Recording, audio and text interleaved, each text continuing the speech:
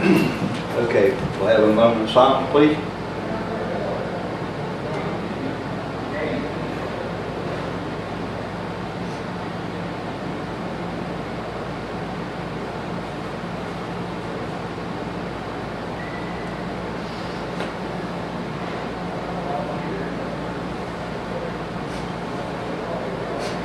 Amen. I pledge allegiance to the flag. I pledge allegiance to the flag of the United States of America, to the republic for which it stands, one nation, under God, indivisible, liberty and justice for all. We call the meeting to order. Commission County Commission, Tuesday, June the 18th, 4:01 p.m. Meeting called to order.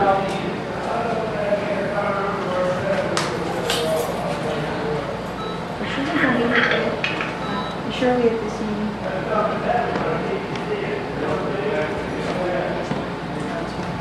I think I remember saying something.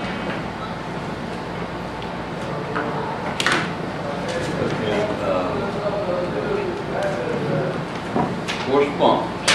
I have correspondence.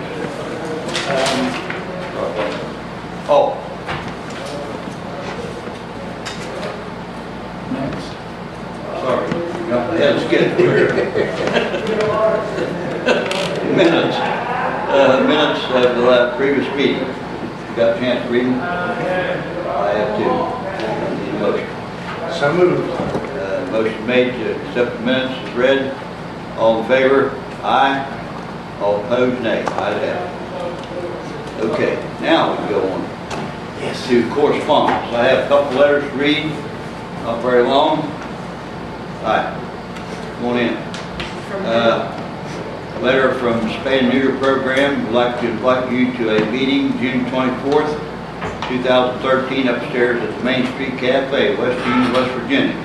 In an effort to unite fellow animal advocates, we would like for you to speak or bring forth ideas that would help serve you better in your official position dealing with animals. At this meeting, the law enforcement and county officials will give their opinions and requests in the first half. The second half will see how the representatives and rescuers intend on responding and hopefully uniting to see the needs of the animals' welfare are met in this county. Douglas County Humane Police Officer Chris Garner, Douglas County Animal Control Rodney Trent, Animal Control Facebook page Terry Trent, Douglas County Sheriff's Department Mike Headley, West Union Chief of Police Terry Turner, Douglas County Commissioner Shirley Williams, Douglas County Commissioner Ralph Sandora, Douglas County Commissioner Greg Robinson. I have a letter. From Office of the President Lieutenant Governor, Charleston, West Virginia, Jeffrey Kessler. Dear Commissioner Sandora, Senator Edgell and I are pleased to announce that we have successfully obtained a Governor's Community Participation Grant on your behalf in an amount of $7,500. Although this is a Senate grant, Delegate Roger Romine was also supportive of your funding project. These funds have been approved to assist the Douglas County Health Department with the implementation of an electronic health record system and other technology improvements as funds permit. Enclosed you will find your award certificate and original letter from Governor Donald explaining contact information to proceed with this award. If we can be of further assistance, please feel free to contact us. Very true yours, Senator Jeffrey Kessler, Senator Larry Edgell. Could I have a copy of that?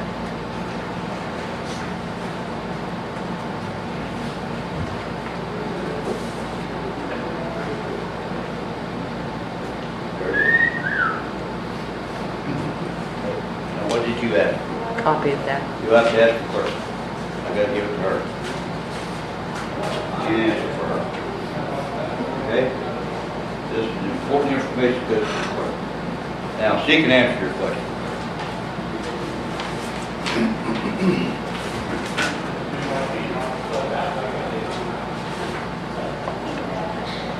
Okay, I have no more correspondence.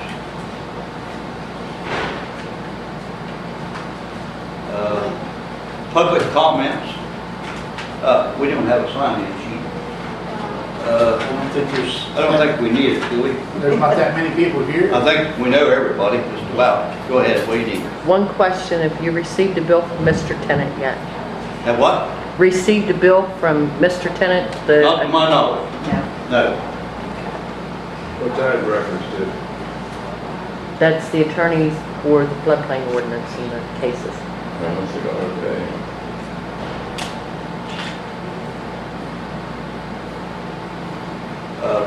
Public comment, I guess we'll raise your hand, I'll recognize you, and if you want to speak, you can. You're on the agenda. Steve, Sir. you're on the agenda, you don't need to speak in public comment. You're coming up here pretty shortly. Mr. Jones? Thank you, sir. Okay. We have no public comment tonight. Nobody wants to speak? You do? What's the situation with that floodplain ordinance plan at the moment? I understand that there was something in court proceedings the other week that the commission wasn't informed about, but it concerned them. I don't have any idea what you're referring to. I'm sorry. Oh, okay. Well, what's the condition of the floodplain ordinance? The ordinance has been signed and it has went into effect. The commission agreed on it. The commission signed it. And I don't know anything else about it other than that. I don't have no idea what you're talking about. Sorry. Okay. You, Greg? I think There was something published in the paper there the Yeah. other week. there was a hearing and there was someone voiced a concern because the attorney was at the hearing and the county commission wasn't aware of it, But it was a hearing that concerned the county commission. I know what you're talking about. The JB case, JB oil and gas case. That's what you're talking about. I believe so. Okay, all right. Okay. I know what you're referring to. I don't know that was a big issue, really. if I recall correctly, it was continued until August 2nd. And the county commission approved the agreement, and what we ended up having to do basically was to say to agree that their permits applications would be expeditiously reviewed and then either approved or disapproved, and that if their permits were approved, then in all probability the lawsuit will be dismissed. If not, they would probably continue the lawsuit. Okay, this concerns the floodplain also, right? It's a floodplain issue? I think it is, yes. Yeah, Chris. Yeah. And the issue is that they didn't apply and shut down operations, and now they're suing you because of that, because they didn't apply and got shut down. Well, there was a stop work, was that the Stop work order. stop work order? There was a stop work order that was issued back in December, and they complied. My understanding is they complied, and the gist of it, in my understanding, was they were saying because it had been 5 months, they were saying that they had been held up, and they were suing for relief. But if this settlement Well, they were held up for 5 months on their own behalf. Well, Because they didn't apply. If you've seen the site, it's definitely a floodplain area. And they were not in compliance in many aspects. right. But it's my understanding that their floodplain applications have been approved, and because they complied with the floodplain ordinance. And I don't know if drilling has recommenced or not, I don't know. No, it hasn't. Pardon? I know that it has not, It has Okay. not, Okay. but I can't understand why it would even. That's right on the McElroy Creek. That's right there. Right in the floodplain. I mean, there were a couple of situations where they were not in compliance on that single site. I seem to recall seeing some communication that they had applied for the first two prior to the previous floodplain ordinance being adopted, and that sort of grandfathered them in, if you want to use that terminology, for any future applications on that pad. I believe I have that correct, but I'm not certain. Okay, will that be a report or a conclusion aired on that? Or Pardon? will there be a report or a conclusion aired on the court findings? Or? Our floodplain coordinator is not here, Yeah. and I'm sure he would be able to answer that question. Okay. Thank you. you're welcome. As of Friday, the floodplain, that permit had not been approved. Really? They Yeah. submitted it, and the publication was made as required. Okay.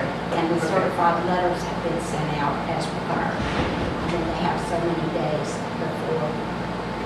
And Mr. Rhines had told them that he would be out of town on vacation for a couple of weeks.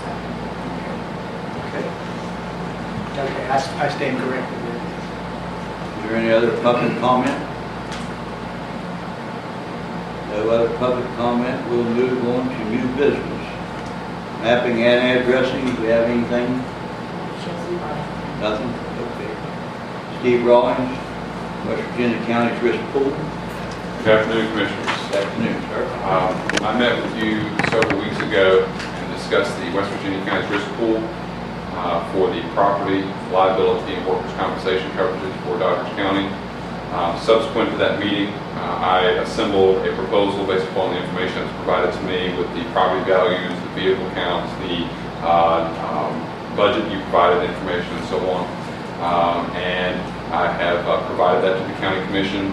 I actually provided it initially to Mr. Montoro, who, as my understanding, is either no longer here or will not be here soon. And he has forwarded that on to the correct parties. I believe all the county commissioners and the county clerk received that information. Today, what I'd like to do is answer any questions, very briefly give you a very quick background about the pool, again, just for the information of the commission as well as anybody that's here, and then find out ultimately what the commission would like to do, whether or not it would like to be a part of the pool. The pool today is made up of 39 county commissions. It's a self-insurance program that is a member-owned option rather than being covered by a commercial provider where you are today or by the Board of Risk and Insurance Management. This pool was formed in 2007 with 19 county commissions, and today it's grown to the 39 commissions and about 72 related authorities, including public service districts, solid waste authorities, economic development authorities, and a few others, smattering of types of programs. This program is designed to give you broader coverage than what the commercial market is providing. It's provided to give you a stability of cost because we focus on the needs, the coverages, the losses, and the exposures of our members, not what is occurring in Texas or what's occurring in Minnesota or in Florida. We look at what's happening even more narrowly defined than what is in West Virginia. We focus on just what the exposures are within our members. So we're able to focus on attempting to provide that stability and cost. Our services are dedicated to the membership itself. This program is owned and incorporated in West Virginia, so it's owned by those 39 county commissions that I mentioned. They own the program. It's not my program. I administer it through a contract, so I'm here representing the pool as a whole, but it's not my pool. It belongs to those other 39 county commissions. And today, you have in front of you a proposal that outlines what the coverage terms are. It outlines the price that we would have for those coverage terms. A couple of things I'd like to bring up about that proposal, just to highlight a couple of items on there, just to answer any questions, because there might be a couple of questions we have. In looking at your property values and what was listed as far as what you currently have listed versus what I have listed, there's about $1.3 million in difference. I have about $1.3 million more listed because it appears as if there's a couple of buildings that you have that are not listed within the current provider. I don't know if that's accurate or not, but I went off of the numbers because what happens is you have a current coverage document now that has a certain limit on it, and then back in March they came out and did an assessment on your properties, and they increased certain values, and they added a couple of buildings that didn't appear to be on there, and so we've increased those values to match the appraisal, and we've added those two buildings that they had that to me does not appear to be on there. So we have about $1.3 million more in property value. For your information, what we will do is that we actually do property appraisals for all of our members that join the pool. So in the fall, we will send our third-party property appraisals out here, and they will look at all your properties, and so that may be meted out one way or the other. So we actually will send a third party out to do that if Douglas County does join the pool. A couple of other elements specifically related to your property pieces. You'll notice that if you were to look specifically at your current contract that you have with your commercial provider, you have what's known as a co-insurance provision. You're one of the very few counties in the state that has actually what's called a 100% co-insurance provision. What that means is at the time that you lose a building, whether that's to vandalism, fire, lightning, or whatever it happens to be, wind, you actually have to have that building covered for the absolute value that it needs to be replaced at, for you to get that potential value. In other words, basically what that means is that if you have a building that is listed for $1 million and you lose that building to some sort of covered loss, and it would cost you $1 million to put that building back, then from your current provider you would have that back. However, with your current provider, if that building actually cost you $1.2 million to put that building back because you didn't have it listed for 1.2, you actually would not even receive the 1.0 million. You wouldn't even receive the $1 million. You would be penalized for that because you did not have it listed at that value at that time of loss. To put that into a specific example, Ritchie County, their animal shelter that burned down about 3 years ago, they were with your current provider today.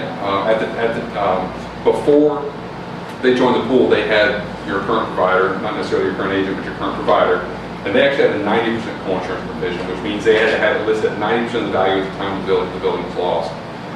When we made a proposal to them, that particular building was listed for $27,500. It was an old bar, actually. It was a wood-sided metal roof building, about 2,400 square feet. Nobody in here can tell me that you're going to be able to replace a 2,400 square foot building for $27,000. It's just not going to happen as far as with all the things that are in there.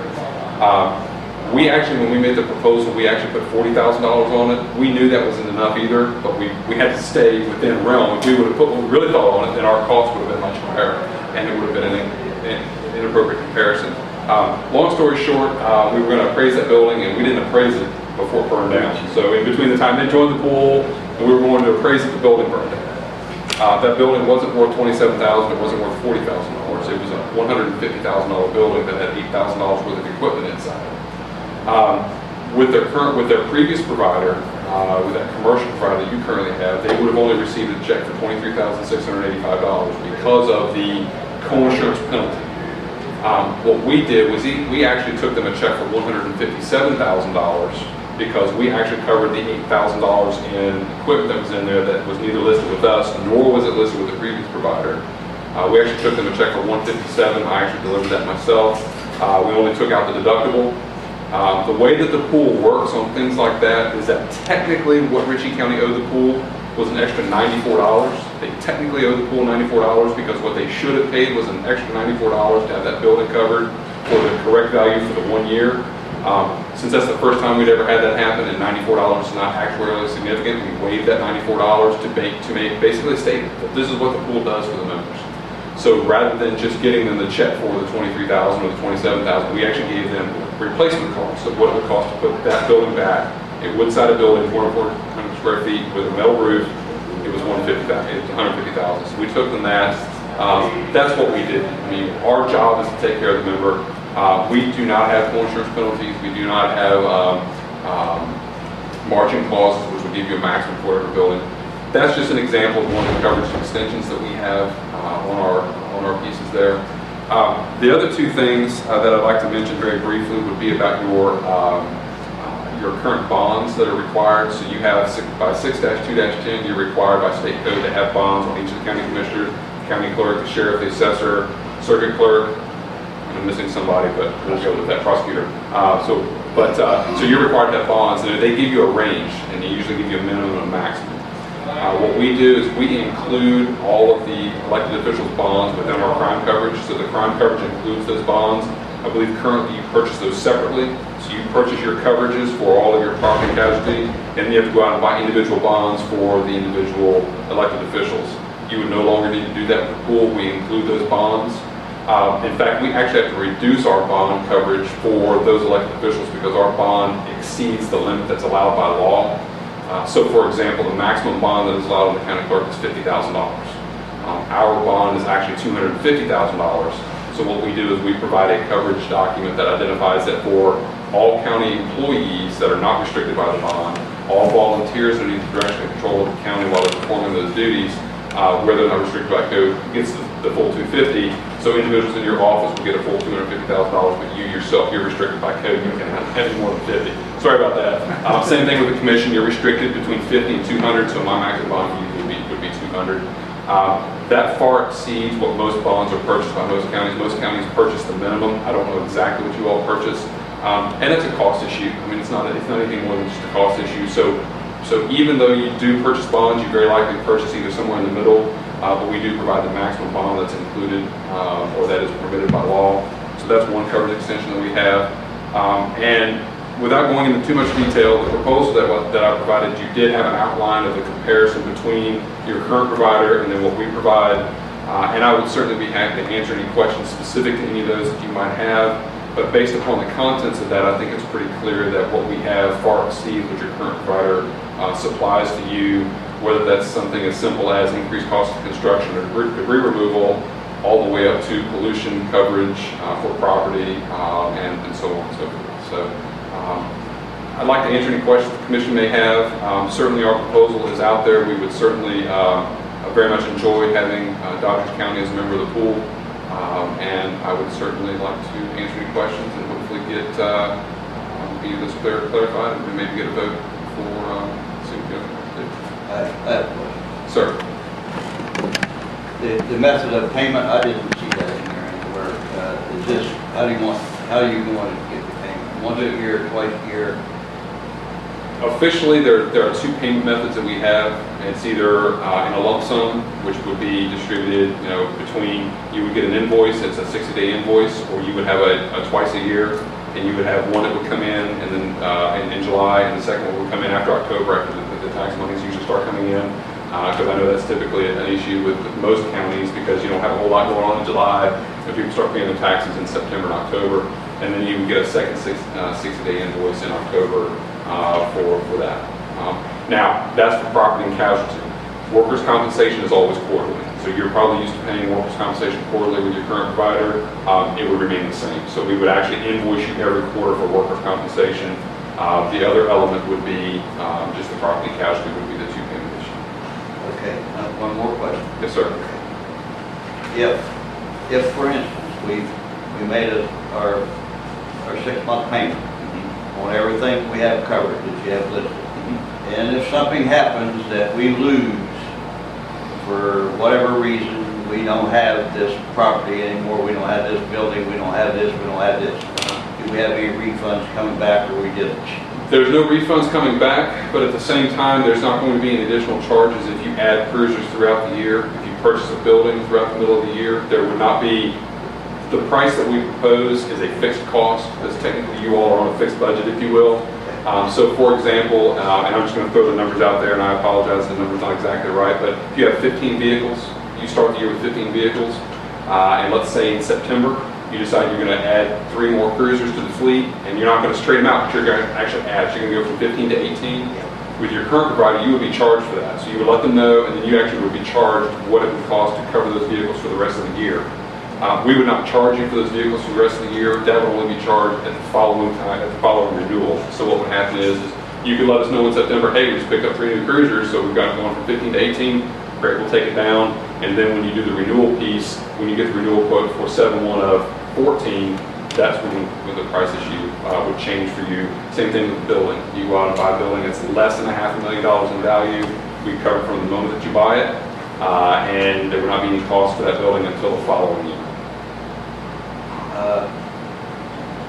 I don't know if I read it in there or where I got this from, but the counties, are you paying the counties some dividends from time to time? We did in the past. We have once. We had 2 years ago. We provided a dividend for members' funds that are left over out of the very first year, the 07-08. So those who participated in the very first year, we did return dividends. Typically, when you start talking about dividends, you're looking at something that will occur anywhere between 4 to 6 years after that particular fiscal year, because you're waiting for claims to mature, claims to be closed out. You don't want to give back money from a green year when you don't know how much you're actually going to spend based upon lingering claims, claims that may come in that you're not aware of. So that is correct. We did return money from the 07-08 fiscal year. We did that 2 years ago.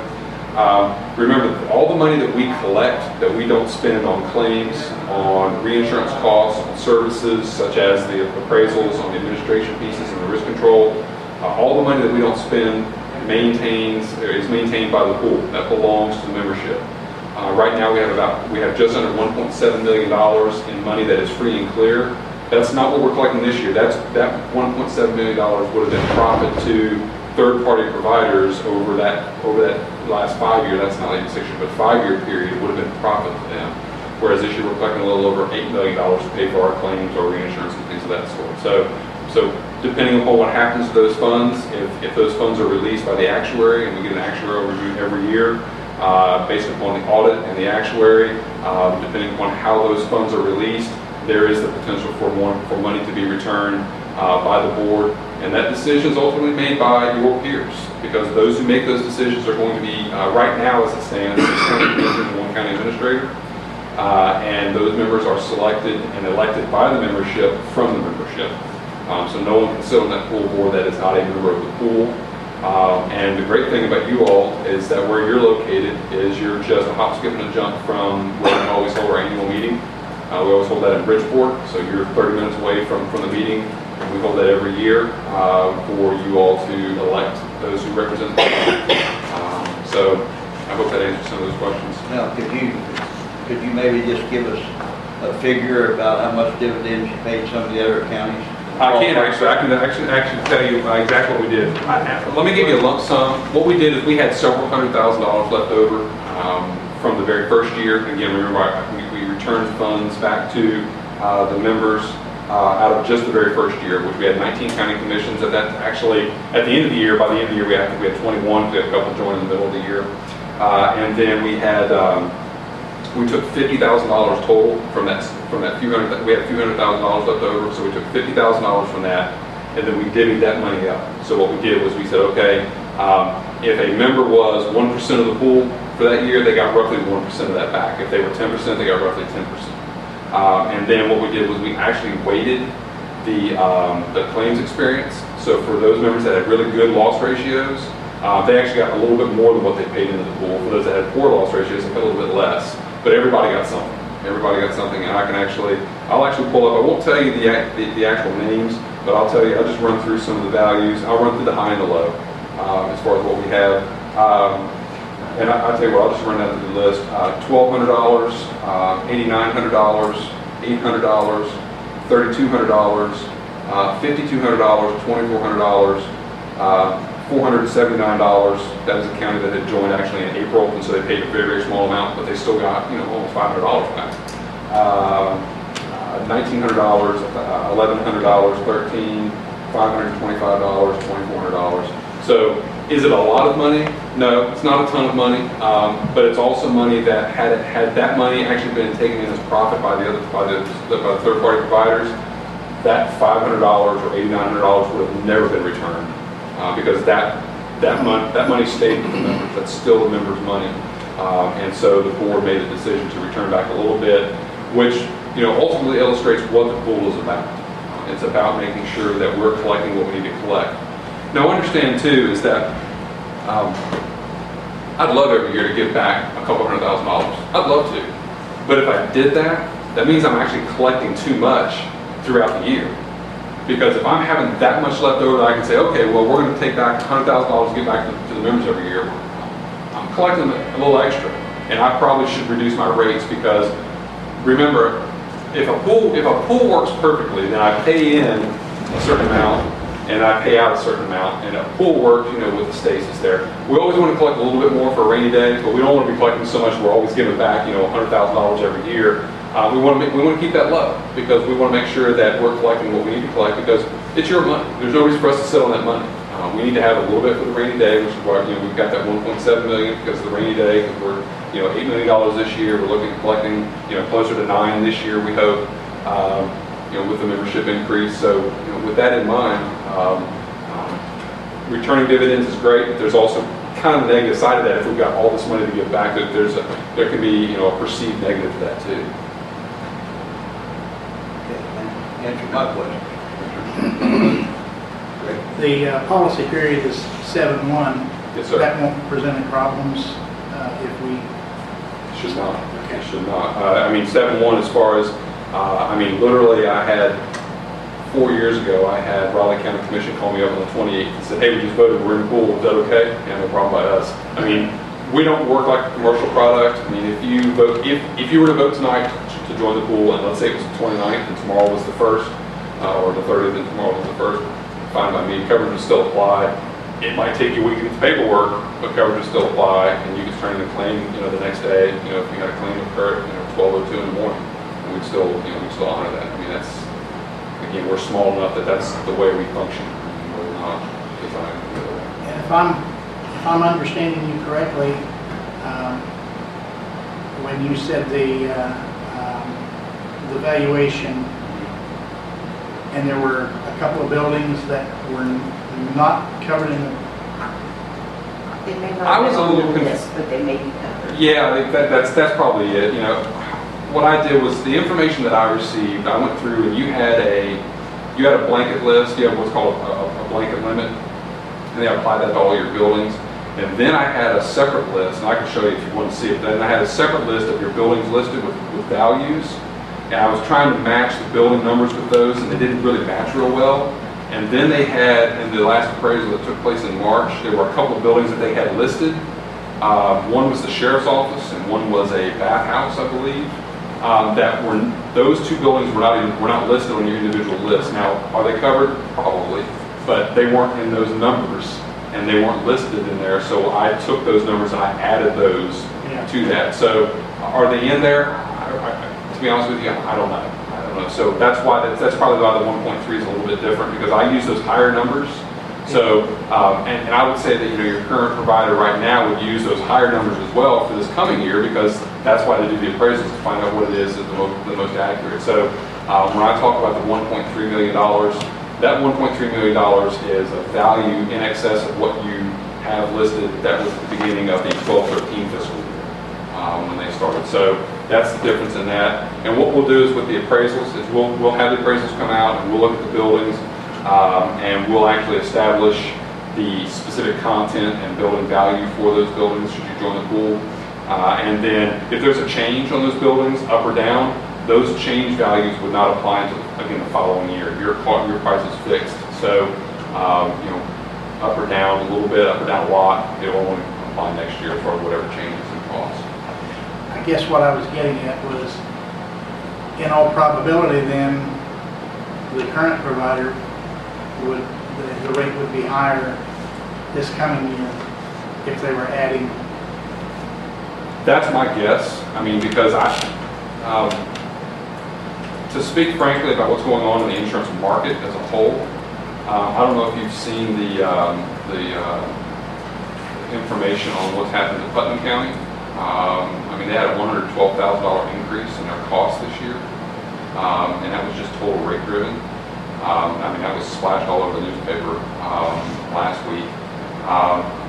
I can't speak to what exactly it's the same provider, different agent, but same provider that you have, that Putnam County has. What I can say specifically about the market as a whole is that the market is it's a little bit hard, which means that insurance is not as cheap and it's not as easy to find because investments are down and losses. All you gotta do is read the newspaper or watch the news, see what's happening in fires in Colorado, floods in certain locations where flood coverage is provided. Hurricane losses, Hurricane Sandy. I mean, it's what specifically your provider would do. I can't hazard a guess, but I do know what's happening in the general market, and I know what's happened to a fellow commission this year. So I can speak to that, but specifically, he might come in with numbers, or she might come in with numbers that are below mine. I don't have a clue. That's just on mine. But the other piece too, which is interesting, is that in reference to the pool is about stability. There will be times in the future, and there might be times today when a commercial market might be cheaper than the pool. The pool's not about trying to compete. If the pool tried to compete, it would never survive because it's not about that. We do actuarial reviews every year. We have an auditor every year, and those audits and those actuaries report to the board and say, based upon your losses, based upon what it is that you have for the membership, you need to collect X number of dollars.